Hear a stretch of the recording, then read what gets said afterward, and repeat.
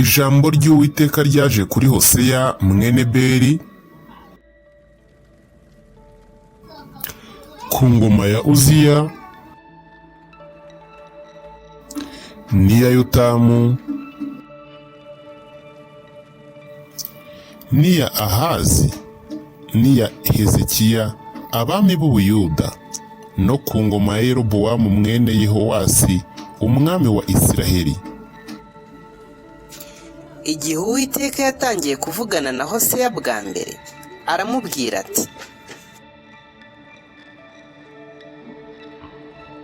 Hoseya mwene Beri, Hoseya mwene Beri. Karama Uwiteka, vuga kuko umugaragu wawe ndi kumva ijwi ryawe. Genda ucyure umugore wa Maraya ufite abana b'ibingendaro, kuko iki gihugu cyakabije ubusambanyi bwo kureka Uwiteka.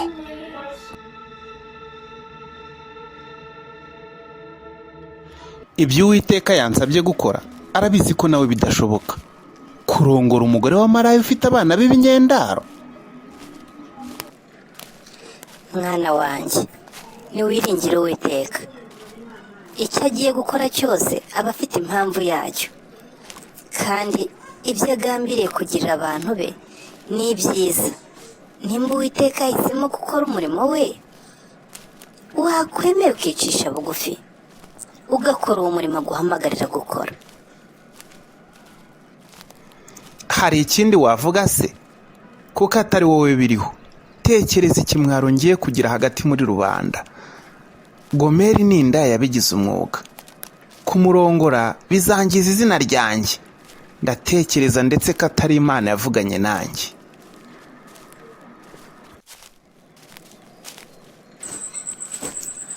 Ntukwiye gushidikanya ku Mana. Nimba Imana yavuganye nawe, ugomba kumvira, naho ubona ko byagusebya muri rubanda.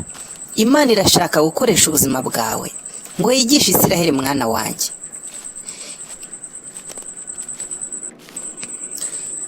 Ibuka gato, Imana yakoresheje ubuzima bwa Yeremiya, kandi yakoresheje n'ubuzima bwa Ezekiyeli abera ubwoko bwayo ikimenyetso. Nimba Imana iguhisemo, gira ubutwari, cyangwa uvugane na so, ahari yakugira inama ziruseho.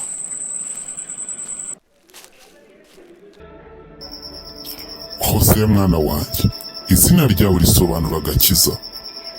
Ukwiye kumvira Uwiteka, kuko ashaka kuburira Isiraheli ubwoko bwawe. Ese ubundi nta kindi yagutumye?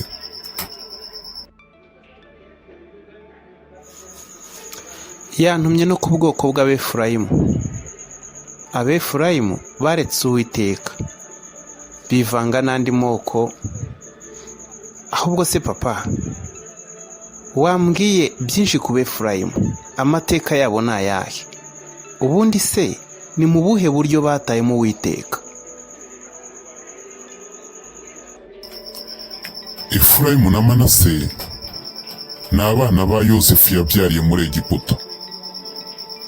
Yakobo yaje muri Egiputa ashaje cyane, hanyuma kandi amenye neza yuko yendaga gupfa, ahera ko ahesha abana ba Yosefu bombi umugisha, ari Efurayimu na Manase. Efurayimu yahawe umugisha mwinshi kuruta mukuru we Manase, kandi yabwiwe n'Uwiteka yuko azakomera kurusha Manase. Biratangaje cyane rwose. Ubwo ni ukuvuga ngo abana bombi ba Yozefu, Efurayimu na Manase, babaranywe n'Abisiraheli. Hanyuma nimba ntibeshye, mu gihe cyo gufata igihugu cy'i Kanani, Yosuwa abana b'imigabane minini, hanyuma barakomera nyine nk'uko Uwiteka yari yabivuze. Siko bimeze se papa? Oya, siko byagenze mwana wanjye. Ahubwo Yosuwa ntiyabonye umugabane munini wo guha bene Yozefu, kuko imiryango ya Isiraheli yari myinshi, maze abaha umugabane muto, abasaba kwiyagura batema amashyamba. Efurayimu mu kwiyagura yahuye n'Abanyakanani bari barahungiye mu mashyamba, maze ntiyabica kuko yabashakagamo abagaragu. Nubwo Imana yari yarategetse ko abantu bose bahunze bagombaga kwicwa aho bari bubonwe hose, arabareka babaho baramukorera, kubera gukunda kunguka cyane. Maze iyo mpamvu ibera Efurayimu ikigusha. Efurayimu ntiyongera gusenga Imana, ahubwo atangira gusenga ibigirwamana by'Abanyakanani abo yarahatse.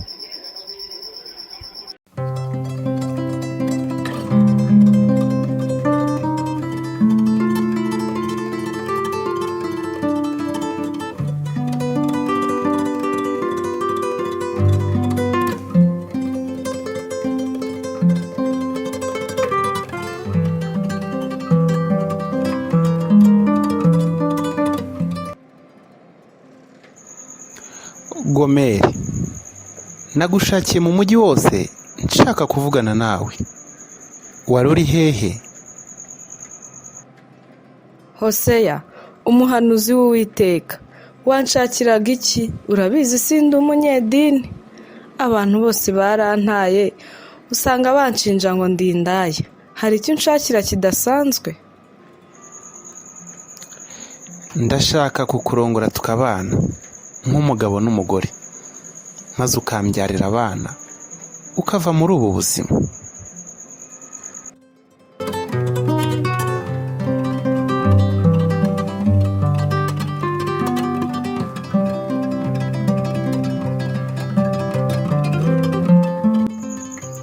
Kera bamwe bavuze ko urukundo ari impumyi, natinze kubyemera. Kugeza ubu, kukugira nk'umugabo mu buzima bwanjye bizatuma nibagirwa ibyahise, kandi ibyambabaje byose nabyibagizwa no kureba ejo hazaza hamwe n'ibyishimo by'umuryango wose. Nshobora kuvuga ko ibihe byanjye byiza byo gusobanukirwa n'ubuzima byatangiye igihe nahuraga nawe.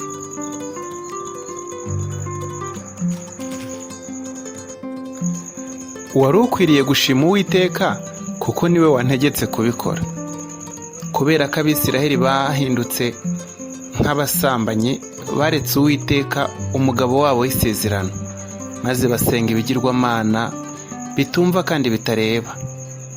Ubuzima bwacu ni isomo ku bwoko bwa Isiraheli na Efurayimu.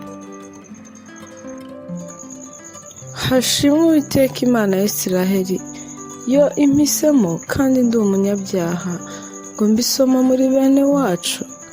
Nanjye twaretse Uwiteka, icyampa Uwiteka akankizaho ibyaha byanjye maze akanyishimira. Mugabo wanjye, uyu munsi ufite gahunda ki? Uyu munsi ndashaka kuvugana n'umusaza mukuru w'ubwoko bw'Abefurayimu nk'uko ijambo ry'Uwiteka riri.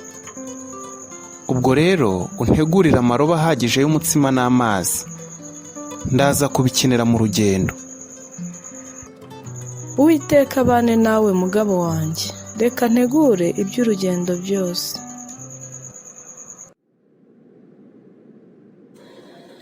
Nuko Gomeri umugore wa Hoseya asama inda, abyara abahungu babiri n'umukobwa umwe. Nuko Imana ibwira Hoseya iti, izina rye umwite Yezereli, kuko hasigaye igihe gito ngahora inzu ya Yehu amaraso ya Yezereli, kandi nzamaraho ubwami bw'inzu ya Isirayeli. Ugirire imbabazi ubwoko bwawe Uwiteka, kubera ko ari abantu bambaye umubiri gusa. Kandi n'uwo mukobwa namara kuvuka uzamwite Rohurama, kuko ntazongera kugirira inzu ya Isirayeli imbabazi, ntabwo nzongera kubababarira ukundi. Ariko ya nzu ya Yuda nzayibabarira, mbakize ngiriye Uwiteka Imana yabo, kandi sinzabakirisha umuheto cyangwa inkota cyangwa intambara cyangwa amafarashi cyangwa abagendera ku mafarashi. Ariko Uwiteka, nk'uko urukundo rwawe rungana ari rwinshi, igarurire abantu bawe, ntudusige twenyine kandi ntuduhane.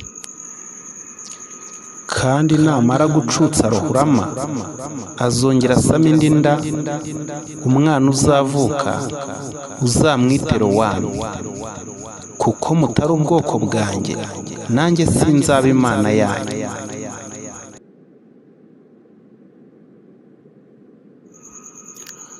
Ndakwinginze Uwiteka Imana yacu, ntutume ubwoko bwawe buba igitutsi, kandi ntutume bakorwa n'isoni mu mahanga y'abatarakebwe. Ariko witinya Hoseya, kuko umunsi umwe umubare w'Abisiraheli uzangana n'umusenyi wo ku nyanja, utabasha kugerwa habe no kubarika. Kandi aho babwirirwaga ngo ntimuri ubwoko bwanjye, bazahabwirirwa ngo muri abana b'Imana ihoraho.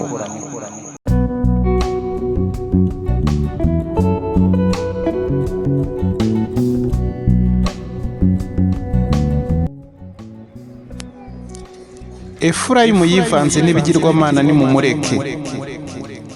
Ibyo banywa bikarishye, bahora basambana, abatware be bakunda ibiteye isoni bisa. Inkubi y'umuyaga yamutwaye mu mababa yayo, kandi bazakorwa n'isoni n'ibitambo byabo. Kuko Efurayimu yagwije ibicaniro byo gukora ibyaha, ibyo bicaniro nibyo byamubereye icyaha. Naho namwandikira iby'amategeko yanjye nkageza ku 10,000, yayareba nk'ikintu cy'inzaduka.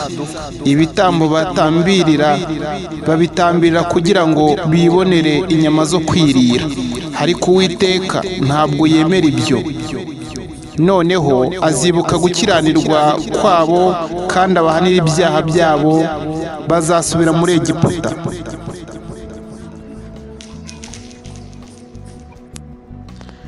Efurayimu ngotesheje ibinyoma, n'inzu ya Isiraheli yuzuye uburiganya, ariko Yuda we aracyatwarira Imana n'umunyamurava kuwera.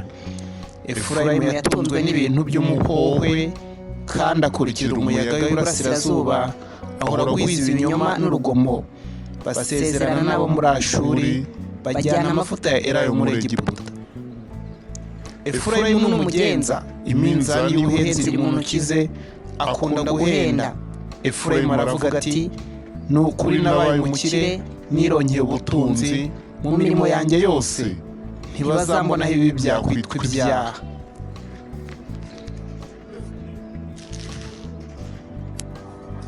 Efurayimu yivanze n'ayandi moko.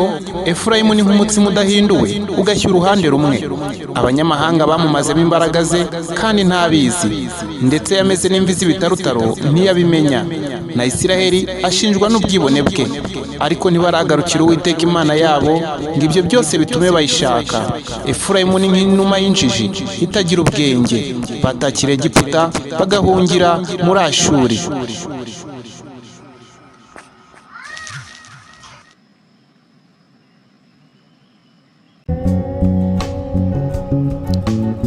Mwiriweho, nitwa Hoseya mwene Beri. Uwiteka yakunyoherejeho kugira ngo nguhugure. Dore mwaretse amategeko y'Uwiteka, Abefurayimu mwese, kandi mutuma imitima yanyu ikorera izindi mana z'abanyakanani, Bayali na Dagoni.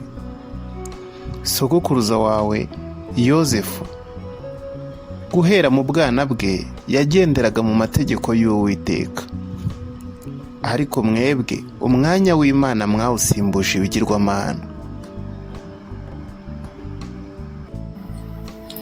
Hose muhanuzi w'Uwiteka, ntago nzi icyo navuga rwose. Ubwo Uwiteka yanciriye urubanza, agacira urubanza n'imirimo yanjye, kandi akabona yuko ntakwiriye ndetse ntagendera mu nzira zo gukiranuka nka sogokuruza.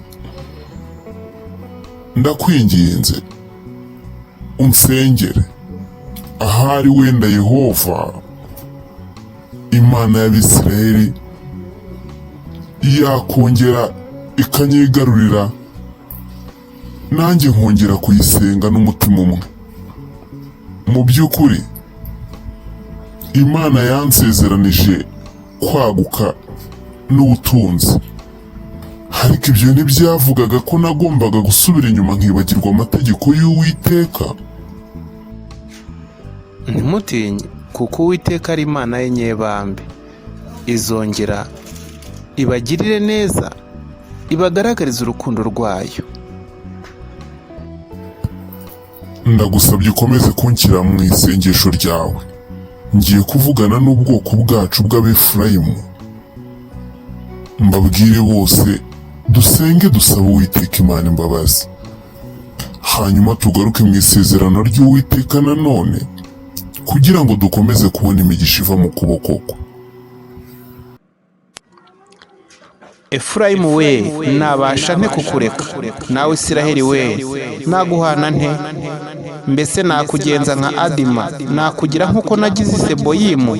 Umutima wanjye urabagarukiye, n'imbabazi zanjye zose ziragurumana. Sinzakurikiza uburakari bwanjye bukaze, kandi sinzagarurwa no gutsemba Efurayimu, kuko ndi Imana sindi nk'umuntu. Ni njye Uwera uri hagati yanyu, sinzatwarana kuri uwo mudugudu. Uwiteka ashimwe, kuko urukundo rwe ruhoraho iteka ryose, kandi impuhwe agirira abantu be b'Abisirayeli zitemba hose. Kandi umuntu wese uzagendera mu nzira z'Uwiteka ntazabura kubona ingororano ze. Efurayimu ni nk'ishashi yamenyerejwe ikunda kuvunga ingano, ariko nzashyira ingiga y'igiti ku ijosi rye ryiza.